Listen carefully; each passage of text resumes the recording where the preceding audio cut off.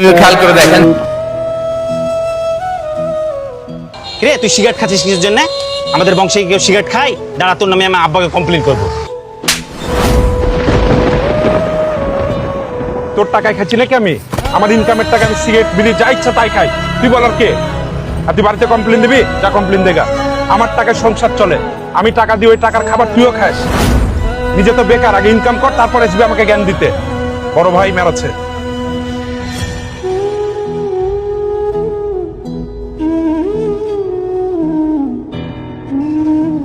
রাসেল ভাই, রাসেল ভাই, শুনলাম নাকি আপনার ছোট ভাইয়ের সঙ্গে আপনার ঝামেলা হয়েছে।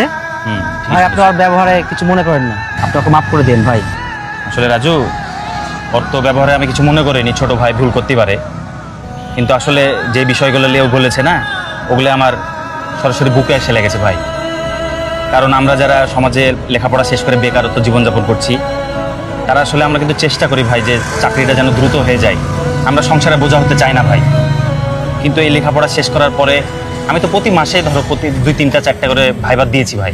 কিন্তু আসলে চাকরি না হলে আমি কি করবো বলো? এর জন্য আমার সংসারের মানে খুঁটা, আমার পরিবার পরিজনের খুঁটা, এই আত্মীয় স্বজন বন্ধু বান্ধব সব জায়গাতে কথা শুনতে হয়।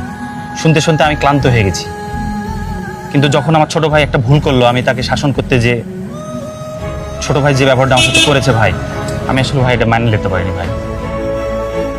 কিন্তু কষ্ট কোথায় জানো?